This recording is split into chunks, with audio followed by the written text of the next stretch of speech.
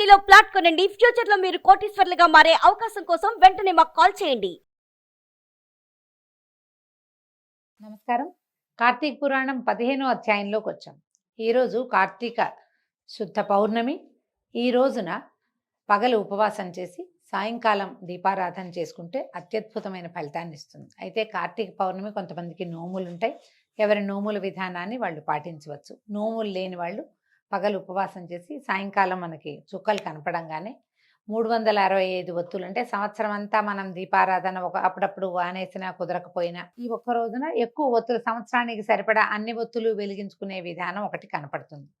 మీ ప్రాంతపు ఆచారం ఎలా ఉంటే అట్లా పౌర్ణమి నాడు తప్పకుండా విశేషమైన దీపారాధన చేయాలి. కుదిరితే లలితా సహస్రనామం లాంటివి పారాయణ చేసుకోవచ్చు, విష్ణు సహస్రనామం పారాయణ చేసుకోవచ్చు.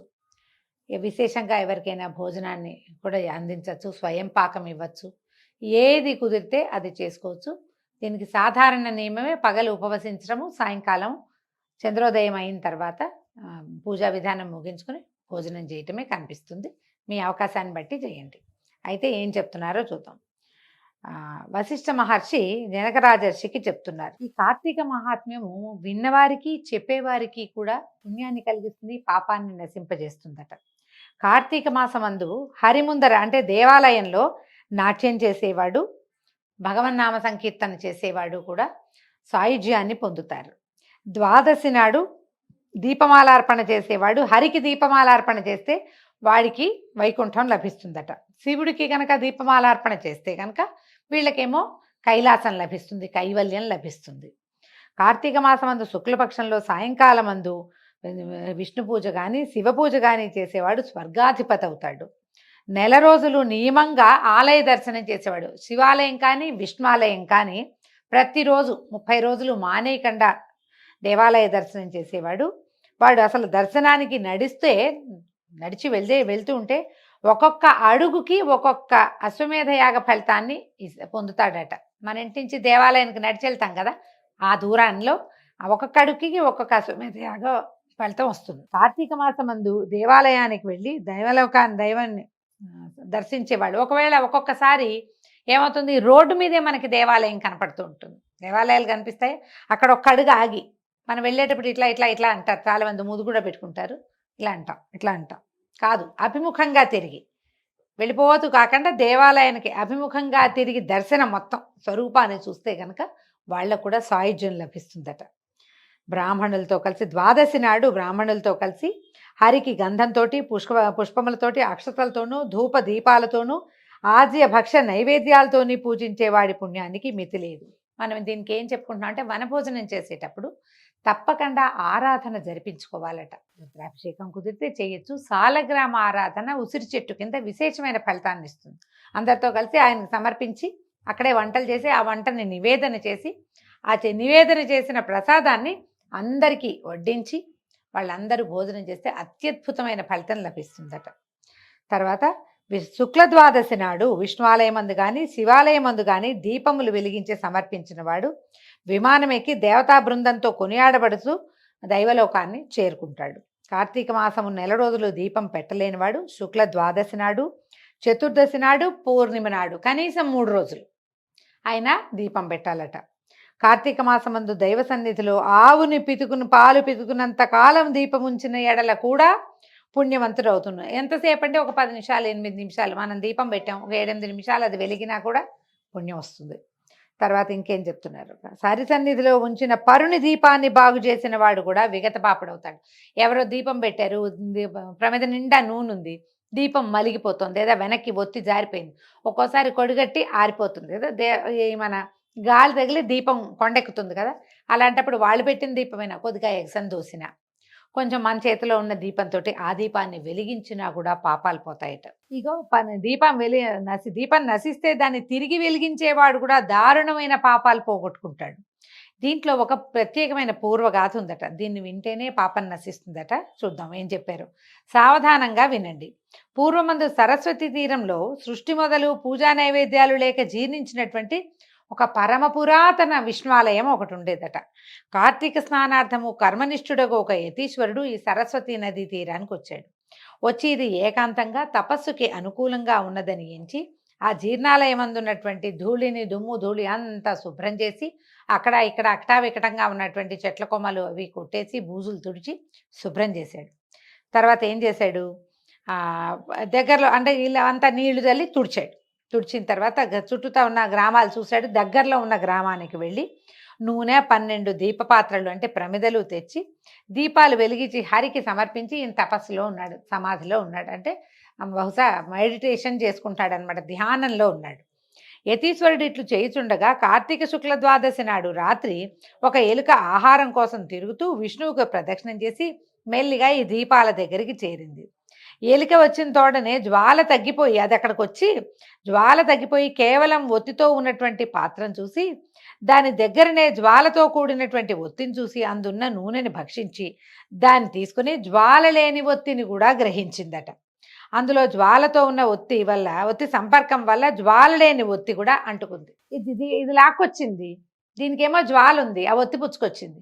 ఈ రెండో పక్కనేమో వెలిగి లేదు, దీపం కొండ మలిగిపోయింది.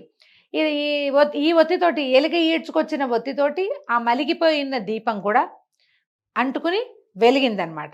వెలిగేసరికలు రెండు మండేసరికలు రెండు కలిసి భగ్గుమని మంట పెద్దది వచ్చింది. దాంతో ఇది కంగారు పడి ఎలుక భగ్గుమనేసరికి ఇంకా అందులో ఉన్న నూనెని పీల్చలేకపోయింది, వదిలిపెట్టేసింది. అయితే ఏమైంది, ఈ కార్తీక శుక్ల ద్వాదశి నాడు హరిసన్నిధిలో యతీశ్వరుడు వెలిగించిన దీపాన్ని నశిస్తే దాన్ని ఎలుక తిరిగి వెలిగించడం వల్ల దాని పూర్వపుణ్య వశం వల్ల ఆ రాత్రి అక్కడే చచ్చిపోయిందట.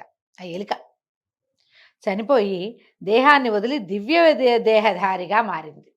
ఆ శరీరం ఎలుకలోంచి బయటకు వచ్చింది, దివ్య స్వరూపం వచ్చిందట.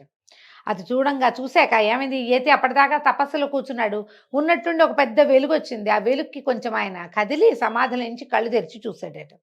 చూసి ఓయి నీవెవడవు, ఇతడికి ఎందుకు వచ్చితివి అని అడిగాడు. అడిగేసరికల్లా ఆ ఎలుకలోంచి వచ్చినటువంటి ఆ దివ్య స్వరూపుడుగా ఉన్నవాడు యతితో ఇట్లా చెప్పాట, ఓ మహాన్భావ, నేను ఎలుకను, గడ్డి తుంపుల్ని వాటిని తినేవాడిని, నిత్యం ఈ దేవాలయం చుట్టూ తానే తిరుగుతుండేవాడిని. ఎలుకనైన నాకు ఇప్పుడు దుర్లభమైన మోక్షం లభించింది. ఇది ఏ పుణ్యం వల్ల లభించిందో నాకైతే తెలియదు. పూర్వముందు నేనెవరిని, నా ముందు కాలంలో నేనెవరిని, ఏం పాపాలు చేశాను, ఏ పాపం చేత నాకు ఈ ఎలుక జన్మ ప్రాప్తించింది, ఈ విషయం అంతా సర్వజ్ఞులు, మీరు మహానుభావులు చాలా రోజులుగా ఇక్కడ తపస్సు చేసుకుంటున్నారు కాబట్టి అదేమిటో నాకు తెలియజేయండి, నేను మీకు దాసుణ్ణి, శిష్యుణ్ణి, మీ దయకి పాత్రుణ్ణి అని పాదాలు పట్టుకున్నాడు. ఆయన ఈ యతి ఆయన ఎంతో కాలంగా ధ్యానంలో ఉండటం అలవాటైంది. ఆయనకి జ్ఞాననేత్రం తెరుచుకున్నది. తన జ్ఞాననేత్రంతో ఈ సర్వము విచారించాడు. ఈ ఎలుక తాలూకు పూర్వగాథ అంతా చూశాడనమాట.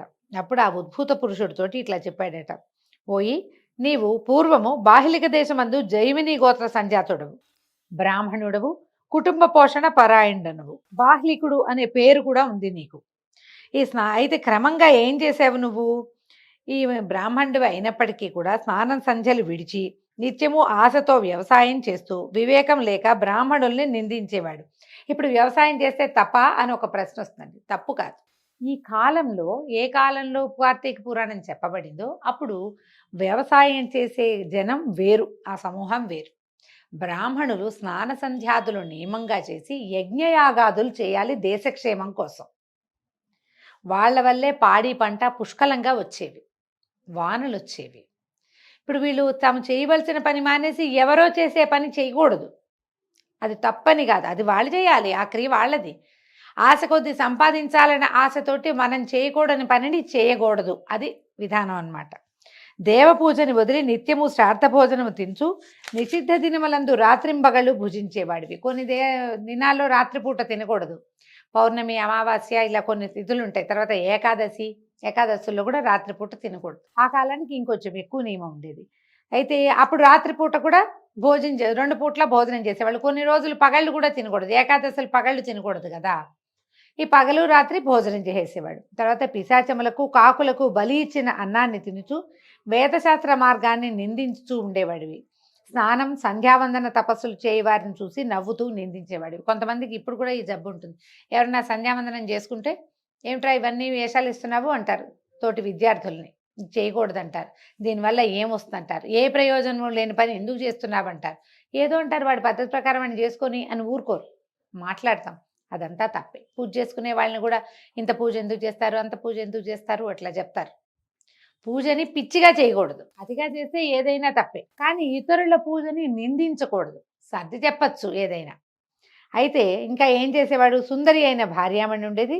ఆమెకు సహాయం కొరకు నిరంతరము శూద్ర స్త్రీని ఇంటి వద్ద ఉంచుకుని మతివిహీనుడివై నిరంతరము దాంతో మాట్లాడుచు దాన్ని తాను తాకుచూ హాస్యములాడుచు దాన్ని పోషించుచు నీ పిల్లలకు దాని చేత అన్నం పెట్టించుచు కన్యను అమ్ముకొని శూద్రులకు చల్లా పాలు పెరుగు నెయ్యి అమ్ముకొని ధనార్జన పరుడివై ఉంటివి. ఈ ప్రకారంగా బహుద్రవ్యాన్ని సంపాదించి ఆ ద్రవ్యమును భూమిలో దాచి మృతి నొందితివి. ఇటు పాదకముల చేత నరకము అనుభవించి తిరిగి భూమి యందు మూషకముగా జన్మించి ఈ దేవాలయంలో ఉండి దేవద్రవ్యాన్ని అపహరిస్తూ దీపపాత్రలోని తైలమును తాగుతుంటివి. దైవవశం వలన ఈ దినమున నా చేత పెట్టబడిన దీపములు నశించిన దానిని నీవు వెలిగించితివి గనుక ఆ పుణ్యము చేత మూషకత్వం పోయి నీకు దివ్య రూపం కలిగింది. ముందు కూడా నువ్వు ఏంటంటే దీనివల్ల హరిభక్తిని కలిగి శాశ్వతంగా వైకుంఠంలో ఉంటావు అని ఈ ప్రకారంగా హరి ఈ యతి చెప్పినటువంటి మాటలు విన్నటువంటి ఆ ఎలుక నుంచి పైకి వచ్చినటువంటి పురుషుడు యతికి నమస్కరించి ఆజ్ఞ తీసుకుని పాపములను నశింపచేయు సరస్వతి నదికి పోయి త్రయోదశి చతుర్దశి పూర్ణిమ ఈ మూడు దినాల్లోనూ స్నానం చేసి ఆ మహిమ చేత జ్ఞానవంతుడై ప్రతి సంవత్సరము కార్తీక వ్రతం చేసి తన్మహిమ వలన అంతమందు సాయుధ్య ముక్తిని పొందాడు. కాబట్టి కార్తీక శుక్ల ద్వాదశి నాడు భగవత్పరాయణుడై స్నానదాన పూజ దీపమాలార్పణాధికారులు చేయవాడు హరికి ప్రీతుడై పాతకముక్తుడై సాయుధ్యాన్ని పొందుతాడు అని చెప్పబడింది. ఈ విధంగా 15వ అధ్యాయం పూర్తయిందండి. రేపు ఉదయం మళ్ళీ 16వ అధ్యాయంలో కలుసుకుందాము. నమస్కారం.